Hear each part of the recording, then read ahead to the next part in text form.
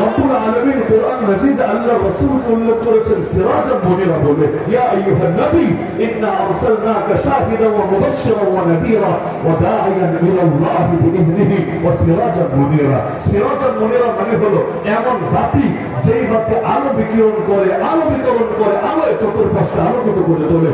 ইমাম ফখরুদ্দিন রাজি রাহমাতুল্লাহ আলাইহি তাফসীরে কাবীরের মধ্যে লিখেছেন রব্বুল আলামিন তাকে তো চাইলে সূর্যও বলতে পারতেন, সূর্যের আলো বাতি আর প্রদীপের আলোর চাইতে বহুগুণ বেশি, কিন্তু রাতটাকে সূর্য না বলে, চন্দ্র না বলে তাকে বাতি বলে কেন উল্লেখ করলেন? তার এমন বাতি যে শুধু আলো ধারণকারী না বরং আলো বিতরণকারী। তিনি এর কারণ বলেছেন সূর্যের আলো অনেক বেশি, সন্দেহ নাই, কিন্তু সূর্যের আলো থেকে আমরা পৃথিবীর মধ্যে বাতি জ্বালাতে পারি না, আর ওই জামানায় এটা কল্পনাও করা যেত না।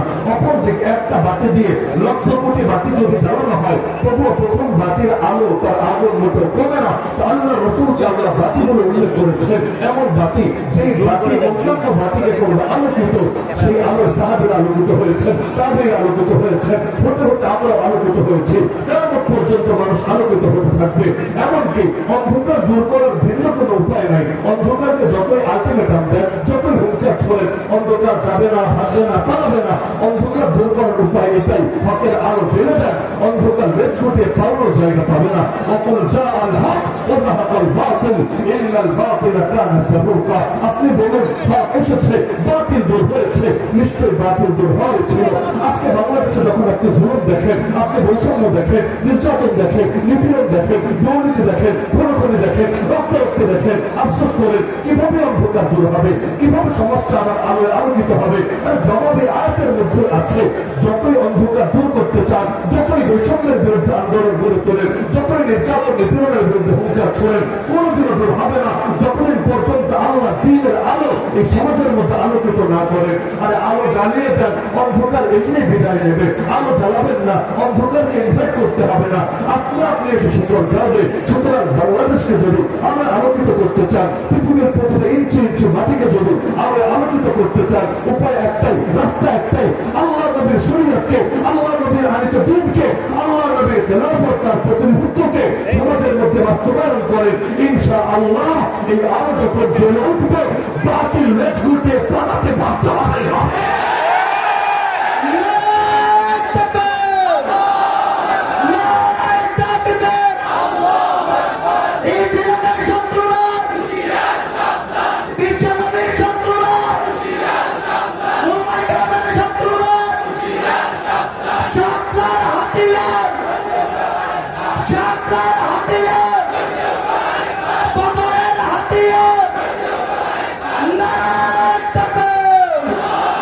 ইসলামের প্রথম কাফেলা যখন হিজরত করে গিয়েছিল হাবাশায়, নাজাশির দেশ তথা ইথিওপিয়ায়, যাওয়ার পরে পেছনে পেছনে মক্কার কুরাইশও তাদের একদল নেতাকে প্রতিনিধিকে পাঠিয়ে দিল, যাও এদেরকে ফিরিয়ে আনা দেশে।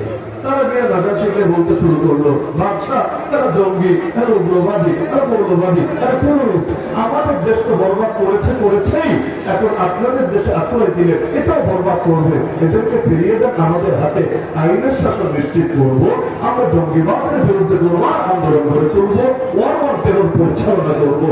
তারা ভেবেছে নাজাশিকে বললে নাজাশির মন তো বলেই যাবে, কিন্তু তারা জানে না রূপকথা শুনিয়ে আর কল্পকাহিনী বলেই সবসময় সবাইকে গিলানো যায় না। আরে দেশ স্বাধীন হয়েছে তাতে কি?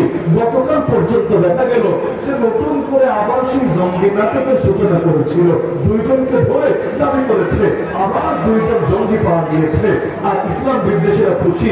আরে এতদিন তো তোমরা বলেছো জঙ্গি নাটক এটা ভুয়া, এটা সরকার পরিচালিত করে ইন্ডিয়া এবং বিভিন্ন দেশের দৃষ্টি আকর্ষণের জন্য। এখন তো প্রমাণিত হয়ে গেল এগুলো ভুয়া না, এগুলো আসলে, কারণ এখন তো আর মিথ্যা বলবে না, ঠিকই তো বলছে জঙ্গি গ্রেফতার হয়েছে। কিন্তু পাগল জানে না এই জাতি সচেতন হয়ে গিয়েছে, ওরা জানে না যেই জাতি একবার রক্ত দিতে শিখে গিয়েছে ওই জাতিকে আগে মাঝে গল্প শুনিয়ে তাদের চেতনা অবলম্বন করা যাবে না। গোটা জাতি যখন গর্জে উঠেছে, কিসের জঙ্গি নাটক দেখাচ্ছ, আমাদেরকে প্রমাণ দিতে হবে। আর স্বাধীন বাংলায় এই আমেরিকা সেখানে বলি ওয়ার জঙ্গিবাদের ইচ্ছা চলবে না। আজকে দিনটা শুরু হতে না হতে বললো থুকু সরি আমাদের ভুল হয়েছে। আসলে শব্দ তো হবে নাশকতাকারী, মিস্টেক বচত জঙ্গি শব্দ কোন কোন পত্রিকায় লেখা হয়ে গিয়েছে। তার মানে জাতি যদি জেগে ওঠে তখন তাদেরকে বিভিন্ন আবেদনে গল্প শুনিয়ে ঘুরতে রাখা যায়। নাজাসীকে বললো ফিরিয়ে দেন না আমাদের কাছে।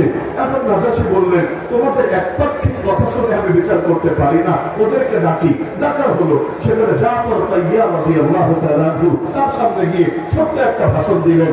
এই জাফর সেই জাফর আল্লাহ রাসূল সাল্লাল্লাহু আলাইহি ওয়াসাল্লাম এক জিহাদে যাকে নেতা বানিয়েছিলেন, সেনাপতি বানিয়েছিলেন, সেই জিহাদের মধ্যে ডান হাত দিয়ে ঝান্ডা ধরে রেখেছিলেন।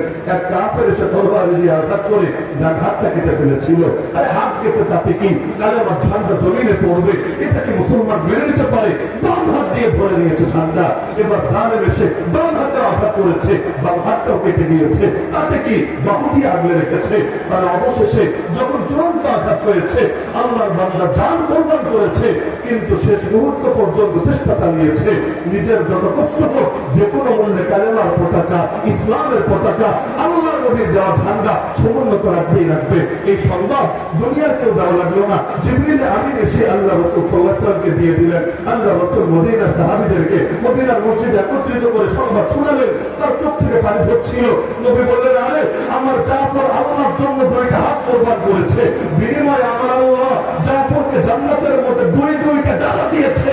আমি দেখেছি আমার জাফর সেই ডানা মেরে জান্নাত ধরে বেড়াচ্ছে। এজন্য নামের অংশ হয়ে গিয়েছে তৈয়ার। তৈয়ার মানে যে উড়ে বেড়ান। জাফর তৈয়ার রাদিয়াল্লাহু আনহু বাদশার সামনে গিয়ে বললেন আইয়ুহাল মালিক, হে বাদশা, কুননা কওমান আহলা জাহিলিয়া, আমরা ছিলাম সেই জাতি যারা ছিলাম জাহিলিয়াতের ধ্বজাধারী, জাহিলিয়াতে লিপ্ত। নাবুদুল আসনাম, আমরা মূর্তির পূজা করতাম। আরব জাতি মূর্তির পূজা করত, কখনো পাথরের মূর্তি, কখনো মাটির মূর্তি, এমনকি ইতিহাস বলে কখনো খেজুরের তৈরি মূর্তি। মূর্তি বানাতো খেজুর দিয়ে, ক্ষুধা লাগলে আবার সেটাকে খেয়ে ফেলতে আচ্ছা রকম করে, আবার প্রয়োজন পড়লে বানিয়ে নিত খেজুর দিয়ে। আমাদের দেশে যেমন আইন যখন মনে চায় নিজেরা বানিয়ে নেয়, এই আইন দিয়ে হুজুর জমানো যাবে, এই আইন দিয়ে ইসলাম পন্থীদেরকে বরবাদ করা যাবে। আবার যখন আইন গিয়ে নিজের দলের কারো গায়ে পড়ে, আস্তে করে আইনটার গিলে খেয়ে নতুন আইন আবার প্রসব করে। তো নাবুদুল আসনাম, আমরা মূর্তি পূজা করতাম। অনাকুল মাইতা, মৃত প্রাণীর গোশত ভক্ষণ করতাম। অনাতিল ফাওয়াহিশ, আমরা অশ্লীল কাজে লিপ্ত হতাম। অনাকাউল আরহাম, আমরা আত্মীয়তার বন্ধন ছিন্ন করতাম। অনুসিউল জিওয়ার, আমরা প্রতিবেশিত্বের ব্যাপারে খারাপ মন্দ আচরণ করতাম। শুধু তাই না, ওয়ায়াকুলুল কাউইয়্যু মিন্না আয-যায়ীফ, আমাদের মধ্যে যারা শক্তিশালী তারা দুর্বলদেরকে খেয়ে ফেলতো। পুরো বাঙালি জাতির মতো অবস্থা আর কি। মাছের ভাতে বাঙালি, বড় মাছ খেয়ে নেয় ছোট মাছকে। যে যত শক্তিশালী হয় দুর্বলের উপর এসে বল খাটিয়ে নিজের বীরত্ব জাহির করে। এই দেশের মধ্যে দেখবেন যতদিন দুর্বল, ভাইরে দেশ প্রেম, ভাইরে মুক্তিযুদ্ধের চেতনা, ভাইরে কত ধারণের বেদনা, ডায়লগ আর ডায়লগের শেষ নাই। কিন্তু যেই মাত্র ক্ষমতার গদিতে এসে বসে তখন আর ডায়লগ মনে থাকে না, বলি মনে থাকে না। আর সবচাইতে বড় আফসোস লাগে, আরে হাতি হয়ে রাখতে আসে পিঁপড়ার লগে, অস্ত্র আছে, বাহিনী আছে, দলীয় গুন্ডা আছে, সব আছে, আর এসে আলেম ওলামার সঙ্গে টক্কর লাগিয়ে নিজেদের বীরত্ব জাহির করার চেষ্টা করে। আর ওরা ভাবে এই হুজুরদেরকে জেলে পড়ে রাখলেই মনে হয় আগামী বাংলাদেশে শান্তিতে দেশ পরিচালনা করা যাবে। কিন্তু আমার দিল সাক্ষ্য দেয়, আমার কাছে দলিল নাই, আমার দিল সাক্ষ্য দেয় যে 2001-এ যে হলুদ কার্ড খেয়েছে আর 2024-এ এসে যে লাল কার্ড খেয়ে পালাতে বাধ্য হয়েছে, আমার দিল সাক্ষ্য দেয় বেয়াদবি করার কারণে ফল হয়েছে। 2019-তে শেখুল হাদিস সাহেব, মুফতি আমির সাহেব রহমতুল্লাহ আলাইহি ওনাদের সাথে যে বেয়াদবি করেছে, এর কারণে রব প্রথমে হলুদ কার্ড দেখিয়ে বুঝিয়েছে। এখনো সময় আছে মাথা ঠান্ডা কর, এখনো সময় আছে ভণ্ডামি আর বেয়াদবি ছাড়। কিন্তু হলুদ কার্ডে কাজ হয় নাই, আবার বেয়াদবি শুরু করেছে।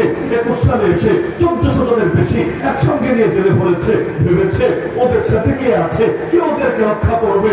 আল্লাহ কখন যে 1 বছর কাশিমপুরে ছিলাম, আরে গভীর রাতে যখন এই মুরব্বী আলেমদেরকে বলতে শুনতাম, কখনো 3টা, কখনো 3:30, কখনো 4টা, হঠাৎ করে চিৎকার শুনতাম। তাহাজ্জুদ শেষে মোনাজাতে বসে বলছে আল্লাহ, আরে এমন একটা গভীর আওয়াজ বের হতো, দিল সাক্ষ্য দিত এই বদদুয়া যার গায়ে লেগেছে, আরে ওর পতন হবে হবে।